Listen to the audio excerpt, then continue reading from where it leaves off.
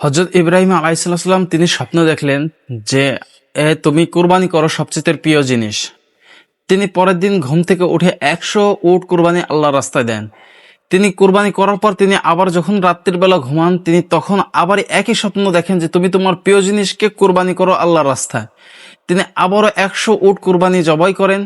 জবাই করার পর তিনি আবারও একই স্বপ্ন দেখেন। তখন হযরত ইব্রাহিম আলাইহিস সালাম চিন্তিত এবং চিন্তায় পড়ে গেলেন যে আল্লাহ তাআলা কি আমার কুরবানিকে কবুল করছেন না, কেন কবুল করছে না। তখন তিনি ওই স্বপ্নের ব্যাখ্যা এবং ওই স্বপ্নটাকে খেয়াল করলেন যে বলতেছে যে তুমি তোমার সবচেয়ে প্রিয় জিনিসকে কুরবানি করো। অর্থাৎ হযরত ইব্রাহিম আলাইহিস সালামের প্রিয় জিনিস ছিল তার সন্তান হযরত ইসমাইল আলাইহিস সালাম। হযরত ইব্রাহিম আলাইহিস সালাম 86 বছরে আল্লাহ তাআলা তাদেরকে একটি পুত্র সন্তান দেন এবং পুত্র সন্তানটি হযরত ইব্রাহিম আলাইহিস সালামের বংশধারাকে ধরিয়ে রাখেন এবং অনেক আদর এবং মহব্বতের ছিলেন। যখন আল্লাহ তাআলার আদেশ আসেন যে তুমি তোমার প্রিয় জিনিসকে আল্লাহর রাস্তায় কুরবানি করো, হযরত ইব্রাহিম আলাইহিস সালাম তখন বুঝতে পারলেন যে আমার প্রিয় জিনিস তো আমার সন্তান। অর্থাৎ এই কোনো জিনিসকে আল্লাহ তাআলার পরীক্ষা এটা হচ্ছে। হযরত ইব্রাহিম আলাইহিস সালাম তখন হযরত ইসমাইল আলাইহিস সালামকে ডাক দিয়ে বলেন, হে আমার বৎস, তুমি উত্তম রূপে গোসল করে এবং উত্তম রূপে সুন্দর পোশাক পরিধান হয়ে নাও, আমি তোমাকে একটি দাওয়াতে নিয়ে যাব। হযরত ইসমাইল আলাইহিস সালাম তিনি তো অনেক খুশি হয়ে গেলেন। তিনি সবসময় অনেক খুশি হয়ে গেলেন এবং তিনি তো ভাবলেন যে পিতা আমাকে মনে হয় কোনো একটি দাওয়াতে নিয়ে যাবে। এইটা খুশি হওয়ার পর হযরত ইসমাইল আলাইহিস সালাম তার মাতার কাছে গেলেন, হযরত হাজেরা। তার কাছে যেয়ে বললেন যে আম্মাজান, আপনি কি শোনেন নাই যে পিতা আমাকে একটি দাওয়াতে নিয়ে যাবে, আপনি আমাকে উত্তম রূপে গোসল করে এবং সুন্দর পোশাক পরিধান করে দেন। হযরত হাজেরা রাদিয়াল্লাহু তাআলা আনহা তিনি কি করলেন, হযরত ইব্রাহিম আলাইহিস সালামের কাছে গেলেন এবং বললেন, হে আমার প্রাণের স্বামী, আপনি কি সত্যি ইসমাইলকে নিয়ে যাবেন কোনো দাওয়াতে? তখন বলে, হ্যাঁ আমার বিবি, আমি ইসমাইলকে একটি দাওয়াতে নিয়ে যাব, তুমি তাহাকে উত্তম রূপে সুন্দর করে গোসল করে এবং নতুন পোশাক পরিধান করে দাও। হযরত ইসমাইল আলাইহিস সালাম অনেক খুশি হয়ে হযরত ইব্রাহিম আলাইহিস সালাম তাকে নিয়ে বের হয়ে গেলেন। অতিক্রম বের হওয়ার পর কিছুদিন যাওয়ার পর শয়তান তখন খেয়াল করলেন যে এই মানুষ, এরা নাকি আমি এদেরকে সিজদা না করার কারণে আজকে আমি শয়তানে পরিণত হয়ে গেলাম। আজকে এই ইবলিস তিনি চিন্তা করলেন যে হায় হায়, যদি হযরত ইব্রাহিম আলাইহিস সালাম হযরত ইসমাইল আলাইহিস সালামকে জবাই করে ফেলে, অর্থাৎ হত্যা করে ফেলে, তাহলে তো সে অনেক দামি হয়ে যাবে বা আল্লাহ তাআলার কাছে অনেক দামি হয়ে যাবে। তখন তিনি এই চিন্তাটা করে, এই চিন্তা করার পর কিভাবে তাদেরকে ধোঁকা দেবে এবং কিভাবে তাদেরকে ওই কাজ থেকে বিরত রাখবে তিনি এই ফিকির করে। তখন মিস্টার ইবলিস, যে ইবলিস তিনি কি করে, তিনি একটি মানুষের ছদ্মবেশে হযরত ইসমাইল আলাইহিস সালামের মার কাছে যান, মানে হযরত ইব্রাহিম আলাইহিস সালামের স্ত্রীর কাছে, হযরত হাজেরা রাদিয়াল্লাহু তাআলা আনহার কাছে যায়। যার পরে বলেন যে তুমি কি জানো তোমার স্বামী কোথায় নিয়ে যাচ্ছে তোমার ছেলেকে? তিনি তো বলেন যে কেন, আমি তো জানি যে আমার সন্তানকে তিনি একটা কোনো দাওয়াতে নিয়ে যাচ্ছেন। এখন অনেকে মানুষ ভিতরে প্রশ্ন আসে যে নবী হয়ে তিনি কি মিথ্যা কথা বলছেন? আসলে তিনি মিথ্যা কথা বলেন নাই, তিনি তো আল্লাহর রাস্তায় তাকে শহীদ করার জন্য একটা দাওয়াতে, আল্লাহ তাআলার দাওয়াতে নিয়ে যাচ্ছেন তাকে। তখন ওই মিস্টার ইবলিস যে শয়তান, তিনি মানুষের একটা স্রোতে তিনি যা বললেন, না তুমি তাহলে ভুল শুনছো, তিনি তাহাকে কোনো দাওয়াতে নিয়ে যাচ্ছেন না, তিনি নিয়ে যাচ্ছে তাহাকে জবাই করার জন্য। তখন হযরত হাজেরা রাদিয়াল্লাহু তাআলা বলে, কেন তাকে খামা জব করবে, কেন না হচ্ছে তার আদরের সন্তানকে তিনি বিনা কারণে কেন জবাই করবে।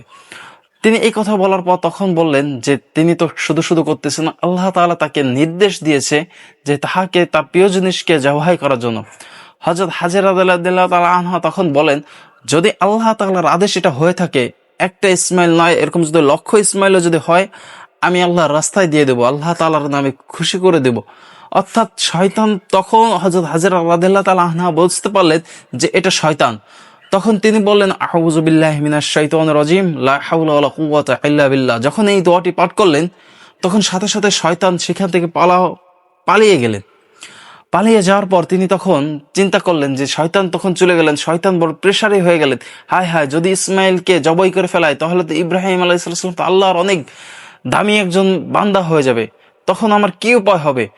তিনি এই ফিকির করার পর হযরত ইসমাইলকে ধোঁকা দেওয়ার জন্য ধোঁকা দিচ্ছেন এবং ইসমাইলকে বলতেছেন যে তুমি যেও না, তোমাকে জবাই করা হবে, তুমি যেও না, তোমাকে জবাই করা হবে।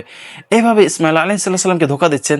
আর একটি মানুষের স্রোতে পড়ে তাকে তার পিতার থেকে একটু দূরে রেখে নিয়ে তাকে বললেন, তুমি কি জানো তোমাকে কোথায় নিয়ে যাওয়া হচ্ছে? ইসমাইল আলাইহিস সালাম বললেন, কেন না, আমাকে তো কোনো একটি দাওয়াতের উদ্দেশ্যে নেওয়া হচ্ছে। তখন বললেন, না তুমি তাহলে ভুল জানো, কেননা তোমাকে কোনো দাওয়াতের উদ্দেশ্য নেওয়া হচ্ছে না, তোমাকে নিয়ে হচ্ছে তোমাকে জবাই করার জন্য। তখন তিনি বলেন, কেন আমাকে জবাই করবে? আমার পিতা তো আমাকে অনেক ভালোবাসেন। বললেন যে শয়তান বলেন, আল্লাহ তাআলার আদেশ ছিলেন যার কারণে তোমাকে জবাই করবে। তখন হযরত ইসমাইল আলাইহিস সালাম বলেন যে আমাকে যদি আল্লাহ তাআলা নিয়ে যায় এবং আল্লাহ তাআলার আদেশের অনুযায়ী যদি আমাকে জবাই করা হয় তাহলে আমি খুশি, কেন আমি একবার না, আমাকে যদি লক্ষবারও আল্লাহ তাআলা জীবন দেয় তাও আমি অবশ্যই আল্লাহর রাস্তায় আমি জীবন দিয়ে দেব। তাহাকেও ধোকা দিতে পারলেন না, অর্থাৎ তিনি উদ্দেশ্য করে রওনা হলেন। যখন একটি ইসমাইল আলাইহিস সালাম ওই শয়তানকে পাথর নিক্ষেপ করে, ওইখান থেকে হাজীগণরা শয়তানকে এই উদ্দেশ্যে, হজের উদ্দেশ্যে গেলে শয়তানকে পাথর নিক্ষেপ করে সেখান থেকে। আর এবং হযরত ইসমাইল আলাইহিস সালাম দোয়া পড়লেন, আউযু বিল্লাহি মিনাশ শাইতানির রাজিম, অর্থাৎ শয়তানের থেকে আশ্রয় চাইলেন। অর্থাৎ শয়তান বিতাড়িত হওয়ার পর যখন জবাই করা যদি একটি পাহাড়ের উদ্দেশ্যে নিয়ে গেলেন, হযরত ইব্রাহিম আলাইহিস সালাম তখন বললেন, বৎস তুমি কি জানো তোমাকে আমি কি কারণে আনছি? তখন বললেন, হে পিতা বলেন আপনি কি কারণে আসছেন? তখন বললেন যে আমি তোমাকে তো জবাই করার জন্য নিয়ে আসছি, আল্লাহ তাআলার আদেশ ছিলেন এবং আল্লাহ তাআলা আমাকে স্বপ্নের ভিতরে দেখিয়েছেন। হযরত ইসমাইল আলাইহিস সালাম বলেন, আল্লাহ তাআলা যদি আপনাকে আদেশ দিয়ে থাকে আমি অবশ্যই আপনি আপনার আদেশকে পালন করবেন এবং আমি এতে কোনো সময় অসন্তুষ্ট না, আমি এতে রাজি এবং খুশি। হযরত ইসমাইল আলাইহিস সালামের মুখের কথা শুনে হযরত ইব্রাহিম আলাইহিস সালাম আরো খুশি হয়ে গেলেন। হযরত ইসমাইল আলাইহিস সালাম বললেন যে পিতা আমার কয়েকটা শর্ত আছে, সেই শর্ত অনুযায়ী আপনি আমাকে জবাই করবেন। তখন হযরত ইসমাইল আলাইহিস সালাম শর্তগুলো বললেন যে আপনি আমার হাত পা বেঁধে নেবেন, কেননা দেখা যাচ্ছে জবাই করার সময় যখন একটা প্রাণীকে জবাই করার সময় দেখা যায় প্রাণীটা ছটপট করার কারণে যদি আমার হাত পা আপনার শরীরে লেগে যায় এটা একটা বেয়াদবি হবে। দ্বিতীয়ত নম্বর হলো আপনি আমার চোখে এবং মুখে বেঁধে নেবেন, যদি আমার চোখ আপনার দৃষ্টির দিকে যায় তাহলে আপনি মায় আমাকে জবাই করতে পারবেন না। এবং আমার রক্তমাখা জামা আমার মাতার কাছে নিয়ে দিবেন এবং আমার সালাম জানাবেন। যখন হযরত ইব্রাহিম আলাইহিস সালাম হযরত ইসমাইল আলাইহিস সালামকে শুয়ে জবাই করতে যাচ্ছেন, তখন জবাই করার পর যখন আল্লাহু আকবার বলে জবাই দেয়, কিন্তু আল্লাহ তাআলা আদেশ দেয় ছুরিকে, হে ছুরি তুমি কখনোই হযরত ইসমাইল আলাইহিস সালামের একটা পশমও কাটবে না, অর্থাৎ তাকে কোনো কষ্ট দিবে না। জবাই করার পর প্রথমে জবাই দেয়, জবাই হয় না, আবারও জবাই করে, জবাই হাতের ছুরিটা ফিরে দেয়, দেখে যে একটি পাথর কেটে ছিন্ন ভিন্ন হয়ে গেছে, আবার ছুরিটা উঠে আবার জবাই দেয়, কাটে না। হযরত ইসমাইল আলাইহিস সালাম বলেন, পিতা আপনি বড় মহব্বতের সাথে মনে হয় আমাকে জবাই করতেছেন, যার কারণে আমি জবাই হচ্ছে না। হযরত ইব্রাহিম আলাইহিস সালাম আবার আল্লাহু আকবার বলে জবাই দেয়, কিন্তু জবাই হয় না। হযরত জিবরাইল আলাইহিস সালাম জান্নাত থেকে একটি উট, একটি ভেড়া নিয়ে আসে। এই ভেড়াটি এনে অর্থাৎ হযরত ইসমাইল আলাইহিস সালাম সরিয়ে সেইখানে ভেড়াটি রাখে। ভেড়াটি রাখার পর সেইখান থেকে ভেড়াটি জবাই হয়ে যায়। জবাই হয়ে যাওয়ার পর তিনি আলহামদুলিল্লাহ আল্লাহ তাআলার শুকরিয়া আদায় করে। পরে দেখা যাচ্ছে তিনি দেখে যে হায় হায়, এটা তো আমার পুত্র না, এটা তো একটা উট, একটা দুম্বা। তখন জিজ্ঞাসা করে জিব্রাইল, কেন এটা এমন হলো? কয় আল্লাহ তাআলা আপনার পরীক্ষায় আপনি পাশ হয়েছেন এবং আল্লাহ তাআলা আপনার প্রতি সন্তুষ্ট হয়েছে, আপনি আসলে আপনার প্রিয় জিনিসকে ত্যাগ করতে চান কিনা এটা দেখার জন্য আল্লাহ তাআলা বলছিলেন এবং আল্লাহ তাআলা দেখতেছিল। অর্থাৎ জিব্রাইল আলাইহিস সালাম এই কথাটা বলার পর হযরত ইব্রাহিম আলাইহিস সালাম আরো খুশি হয়ে আলহামদুলিল্লাহ আল্লাহ তাআলা শুকরিয়া আদায় করলেন। অর্থাৎ প্রিয় নবীকেও আল্লাহ তাআলা পরীক্ষা করিয়েছিলেন এবং তার সন্তানকে দ্বারা।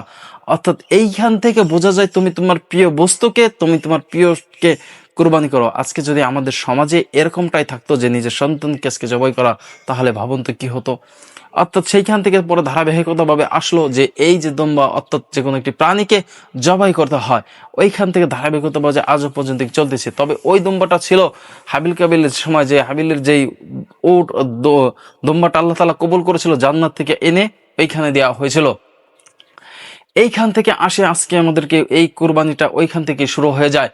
আজকের আমাদের জামানার মানুষগুলো এইখান থেকে কুরবানি, কিন্তু আজকে আমরা দেখা যায় ম্যাক্সিমাম মানুষগুলো কুরবানি করার সময় শুধুমাত্র একদিন আগে থেকে পশুটাকে আনার পর তারা দেখা যাচ্ছে লালন পালনও করে না, আদর মহব্বতও করে না, কিছুই করে না। শুধু আনার পরে তাদের বাসায় রেখে দেয়, সকালবেলা এনেই জবাই করে দেয়, কিন্তু তাদের প্রতি একটা মায়া মহব্বত থাকে না। কিন্তু আল্লাহ তাআলা তো বলছেন তুমি তোমার প্রিয় বস্তুটা, সেখানে বলছিল অর্থাৎ এখন বলছে তাদের প্রতি একটু মায়া জমাও, তাদেরকে আগে থেকে আনো, একটু ভালোবাসো, তাদেরকে যদি একটু মহব্বত করো, তারপর তোমরা জবাই করো। অর্থাৎ সেই জামানা থেকে আজ পর্যন্ত এইভাবেই আল্লাহ সুবহানাহু ওয়া তাআলা কুরবানিকে ধারাবাহিকভাবে রেখেছেন।